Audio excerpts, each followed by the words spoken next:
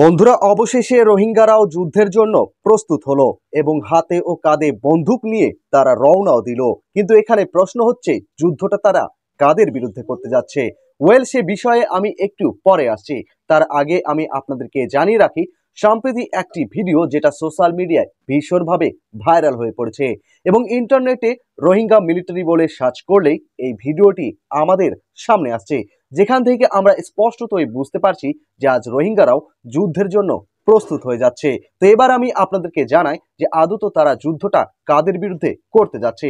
বন্ধুরা, এই ভিডিওটি দেখে যতটুকু আমরা বুঝতে পেরেছি, রোহিঙ্গারা মূলত নিজেদেরই ভাই ব্রাদার আরাকান আর্মির বিরুদ্ধে যুদ্ধ করতে যাচ্ছে। তবে কি এখান থেকে একটি প্রশ্ন আমাদের মনে জাগছে না বন্ধুরা, যে মিয়ানমার জান্তা বাহিনী অবশেষে তাহলে রোহিঙ্গাদেরকেও নিজেদের বশবর্তী করে নিয়েছে, সেটাও আবার নিজ দেশের নাগরিকত্ব দেওয়ার প্রলোভন দেখিয়ে। তো যাই হোক, আপনারাই ভিডিওটি দেখুন।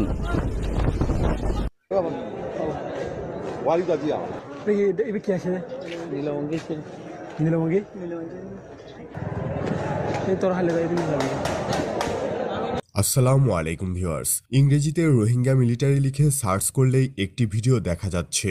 ট্রাক ভর্তি একদল রোহিঙ্গা তরুণ, গায়ে মিয়ানমার সেনাবাহিনীর পোশাক, হাতে একটি করে রাইফেল সম্বল, এমনকি মাথায় নেই কোনো হেলমেট। এরা মিয়ানমার সেনাবাহিনীর নতুন রিক্রুট। চোখে মুখে উল্লাস দেখে মনে হয় না এদেরকে রিক্রুট করতে মিয়ানমার সেনাবাহিনীকে খুব বেশি জবরদস্তি করতে হয়েছে। খুব সম্ভবত নাগরিক পরিচয়পত্র দেওয়ার প্রতিশ্রুতিতে এরা রাজি হয়ে গেছে।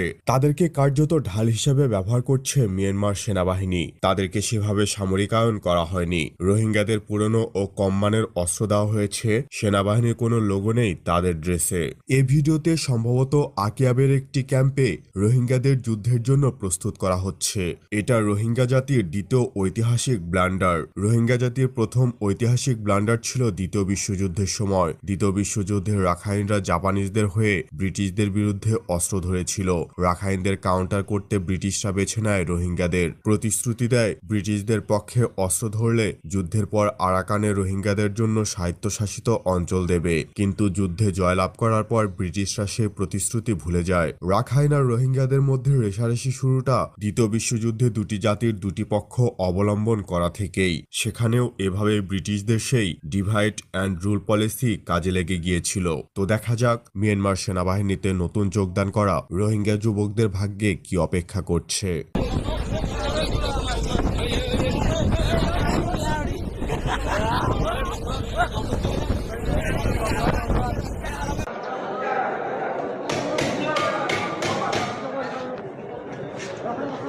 इबे क्या है नीलवंगी नीलवंगी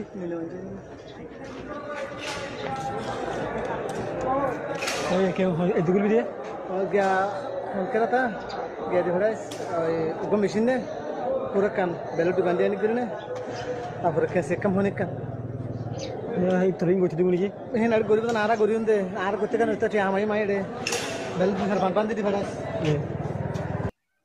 বন্ধুরা, আমি জানি না এই ভিডিওটির সত্যতা কতদূর, তবে যতটুকু বুঝতে পারছি, এরা যদি আর্মিদের সঙ্গে হাত মিলিয়েই থাকে তবে তাদের পোশাকে আর্মির কোনো চিহ্ন নেই কেন? তারা যদি আর্মির সঙ্গে হাত মিলিয়ে আজ নিজস্ব দেশের বিদ্রোহী গোষ্ঠীগুলোর বিরুদ্ধেই লড়াই করতে চায়, তবে তাদের পোশাক আশাক সেরকম নেই কেন? এমনকি তাদের হাতের বন্দুকটাও সেরকম ভালো নয় কেন? তো যাই হোক, এই ভিডিওটি দেখে কিন্তু আমি তেমন কিছু বুঝতে পারিনি বন্ধুরা, আর এর গভীর সত্যতাও কিন্তু আমরা যাচাই করিনি। বিষয়টি আমাদের সামনে স্পষ্টভাবে উঠে আসলো, তাই আমি বিষয়টি আপনাদের সামনে শেয়ার করলাম। ভালো থাকবেন, সুস্থ থাকবেন, তো দেখা হবে পরবর্তী ভিডিওয়ে।